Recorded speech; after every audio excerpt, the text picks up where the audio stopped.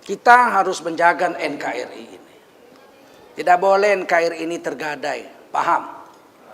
Kalau kami mau dengan kawan-kawan Habib Rizik, Haikal Hasan, Felix Xiao, adem ayem, bisa, tapi nurani kami tersiksa. Tahu?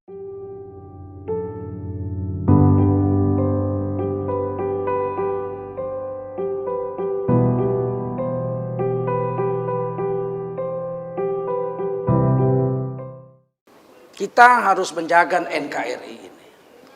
Tidak boleh NKRI ini tergadai. Paham? Bukan karena egoisme kenegaraan, bukan.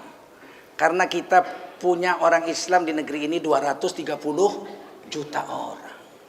Kalau negeri ini tergadai, dikuasai asing, maka yang melarat adalah 230 juta rakyat Indonesia yang beragama Islam, ditambah sekitar 30 juta lagi yang tidak beragama Islam. Itu yang kita mau jaga.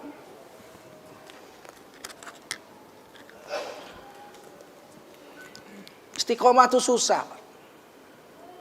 Kalau katanya mau berjuang harus susah. Kalau ada orang berjuang senang, bohong. Karena berjuang itu bahasa Arabnya jahada. Jahada, bersusah payah, mengorbankan diri dan hartanya, bahkan air mata dan darah dan nyawanya. Itulah namanya jahada. Orangnya disebut bermujahadah, mujahid. Apa?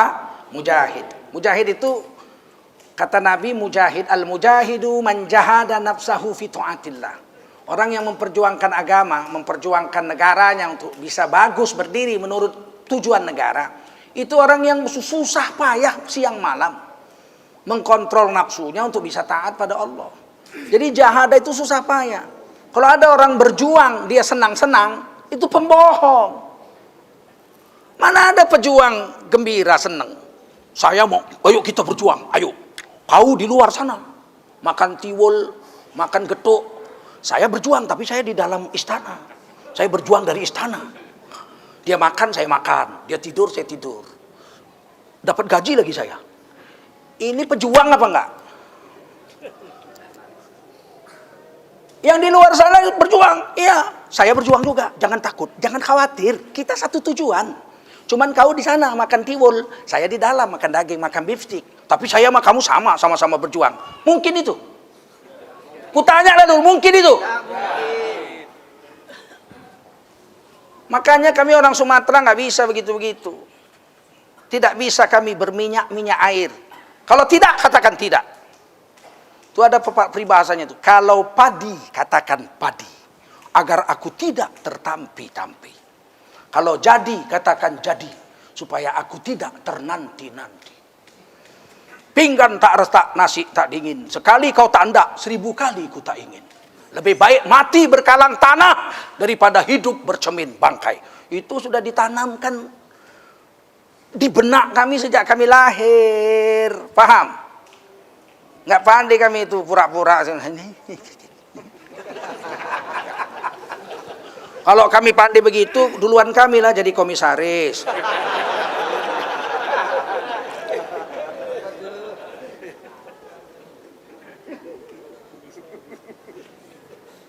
Tu'til mulka man tasya, Allah beri kekuasaan pada siapa Allah mau. Wa tanzi'ul mulka mimman tasya, Allah cabut kekuasaan dari siapa Allah mau. Fir'aun matinya mengenaskan, tenggelam di Laut Merah. Dia tahu laut itu nggak ada jembatan, tahu. Nabi Musa nyebrang 12 suku. Dipukul laut pakai tongkat Nabi Musa, pecah 12 jalan. Satu suku satu jalan. Bani Israel nggak mau kongsi. Itu jahatnya Israel itu. Orang Yahudi itu tidak mau bersatu mereka. Mereka sama mereka pecah juga. Terhadap kita mereka bersatu membunuh kita. Tapi terhadap mereka mereka pecah. Wong jalan aja nggak mau kongsi kok. Kalau dipukul satu jalan kan bisa jalan semua. Nggak mau 12 jalan. Sampai seberang nggak ada minum. Kami minta minum ya Musa. Ini langit panas terik. Padang pasir gurun Sinai. Datang awan memayungi sampai 40 tahun. Nggak pindah-pindah tuh awan. Nah, bikin kemah, kemah udah ada, air nggak ada, dikepruk tembok sama Nabi Musa, itu dinding batu, muncrat 12 mata air, 12 mata air, kullu unasin masrobahum, setiap suku minum satu pancuran, nggak mau kongsi itu, Maka kalau orang Indonesia mengaku Islam, nggak mau kongsi, pokoknya yang selain dari kami itu Yahudinya itu minum. Nah, ketika Fir'aun sampai di pinggir Laut Merah dengan pasukannya, Fir'aun itu kalau perang dia di depan, Pak. Nah, di belakang dia jagoan, dia main panah hebat, main pedang hebat, dia di depan dia. Naik kereta berdiri itu, kereta kuda tapi berdiri. Satu orang satu itu. Dia lihat, kemarin nggak ada jalan, kok hari ini ada jalan. Mikir Fir'aun, ini mesti perangkapnya Nabi Musa. Tahu juga Fir'aun. Stop. Nggak mau maju dia, bukan bodoh Fir'aun. Datang Haman, panglimanya. Berhenti juga di depannya. Kemarin nggak ada jalan, kok ini ada jalan. Haman, kudanya betina. Fir'aun, kudanya jantan. Birahi kuda Fir'aun ini. Dikejarnya kuda Haman. Jadi yang bikin mati Fir'aun itu kuda. Karena kuda Haman dikejar, kuda Haman masuk ke dalam jalan. Masuk Fir'aun, tentaranya ikut masuk semua. Matilah mereka di dalam sana. Gara-gara kuda. Mudah Allah mematikan itu, nggak payah Allah mematikan. Namrud yang begitu perkasa, matinya kena nyamuk aja. Masuk nyamuk. Mudah, terbang-terbang di otaknya. Ngik. Sakit lah, ada nyamuk di otak bagaimana? Datang dukunnya, ini cara ngobatinnya dikeplak pakai sendal. Satu negerinya ngeplak kepalanya. Mati dikeplak sendal gara-gara nyamuk. Apa susahnya? Kalau Allah mau, jangan petentengan, nanti dikeplak sendal. Mati. Kayak Namrud. Jadi Allah Maha Kuasa. Wa tu'izzu man tasya wa tudhillu man tasya. Allah bisa memuliakan orang dan bisa menghinakan siapa yang Allah mau. Orang yang kecil bisa jadi mulia, bisa. Orang yang hebat bisa jadi hina, bisa. Qarun hebat kaya raya hina, Fir'aun hebat kaya raya hina. Tolut, pernah dengar Tolut? Tolut itu tukang samak kulit. Zaman Nabi Samuel. Nabi Samuel, dia Nabi 313 Nabi masuk situ, dia Rasul, tapi dia bukan Nabi 25. Datanglah Bani Israel, wahai Nabi Samuel, doalah sama Allah, biar kami dapat pemimpin yang hebat, bisa kami perang melawan Jalut dan merebut kitab Taurat. Yang sudah direbut Jalut, hina kali kami rasa. Tabut wasiat warisan Nabi Musa direbut sama Jalut. Jalut pasukannya puluhan ribu. Gagah perkasa, tinggi besar. Kata Samuel, Nabi Samuel alaihi salam, nanti kalau saya doa dapat pemimpin, berani perang nggak? Berani nggak? Ya siapa dulu orangnya? Nah, itu nanti bulan Agustus. Ya kan? Berani nggak? Itu aja masalahnya. Oh berani kami. Doalah Nabi Samuel. Turunlah wahyu. Diangkatlah Tolut menjadi raja pemimpin perang melawan Jalut. Protes Bani Israel, kok dia?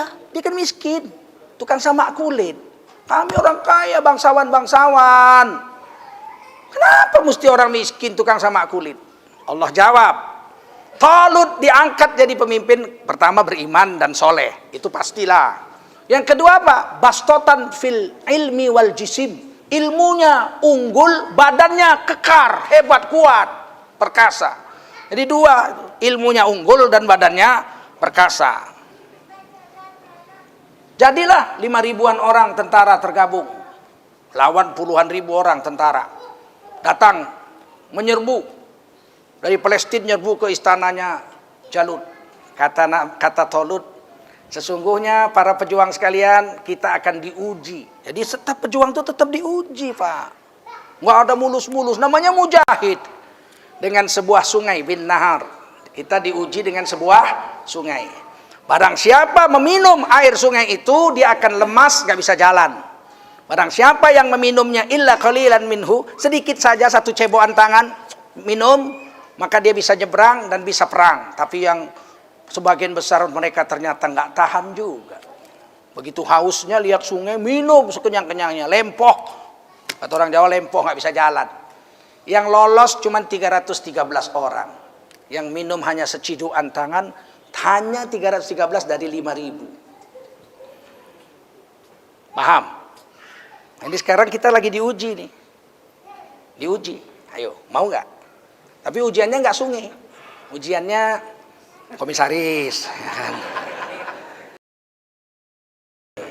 Ini ujiannya begitu. Barang siapa yang mengambil dunia sedikit aja sekedar jangan mati, selamat. Barang siapa yang ngambil sebanyak-banyaknya, udah pasti. Pemikiran ini harus dibuang. Tidak ada perjuangan tanpa ujian. Paham? Kalau kami mau dengan kawan-kawan Habib Rizik, ya, mau Haikal Hasan, Felix Xiao, kami mau. Wah, bukan seceboan minum, ya kan?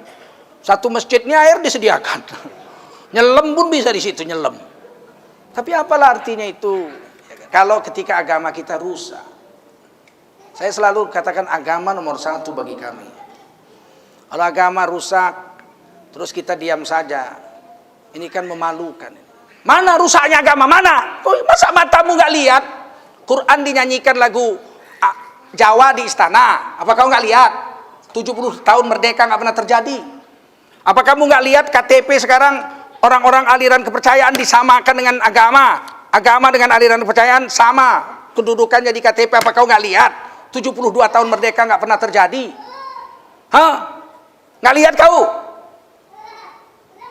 Nanya-nanya lagi apa? Penghina-penghinaan agama nggak ada yang ditangkap. Lihat itu Sukmawati segala macam tuh nggak ditangkap. Di SP3 Ahok kan ditangkap karena 7 juta orang demo.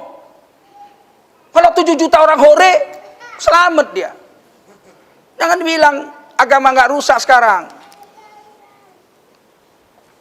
Kalau ekonomi rusak, udahlah dari yang paling parah zaman sekarang. Ekonomi rusak zaman sekarang. Ketika dolar 14.400 sekarang, itu harga sawit cuma 900 di pabrik. Berarti di tingkat pengepul cuma 700. Potong biaya produksi ndodos 200. Melangsir 200. Udah 400. 700 kurang 400 tinggal 300 rupiah per kilo. Jadi nggak usah cerita, tidak ada tandingannya.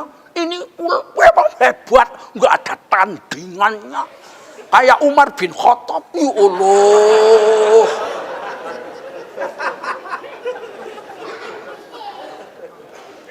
Ini sekarang selalu bilang ribut, nyinyir. Tengkujukan itu kaya, kenapa BBM naik aja ribut, nyinyir. Kenapa komoditas karet, coklat, sawit jatuh nyinyir. Kalau kami nggak mikirkan diri kami, istri saya cuma 1, nggak makan nasi pula udah setahun, makan sayur aja. Sayurnya nggak enak pula, jipang direbus. Saya lihat, saya bilang kita ada duit, beli yang enak. Nggak apa-apa bang, makan sayur. Dia takut gemuk.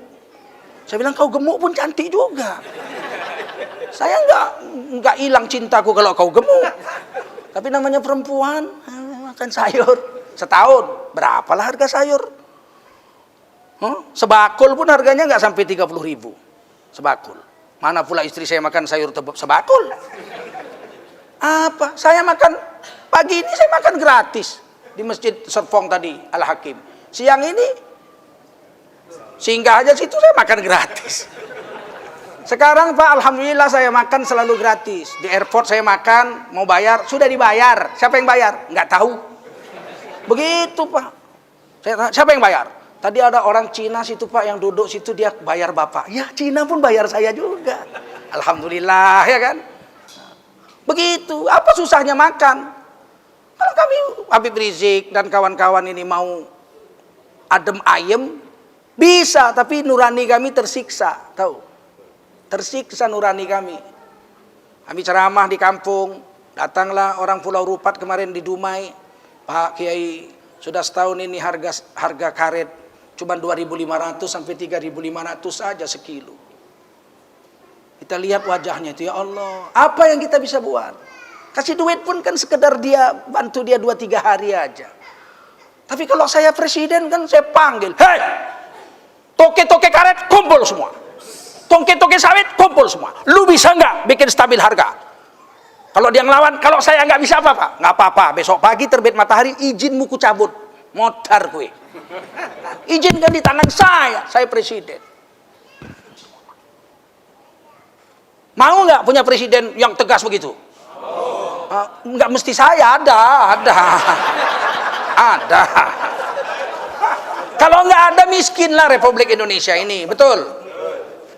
Mesti ada. Sekarang tinggal begitu aja. Maukah Anda tertipu dengan sebuah sungai yang mengalir jernih di depan matamu dan kau ikut meminumnya sehingga kamu lepas dari perjuangan ini?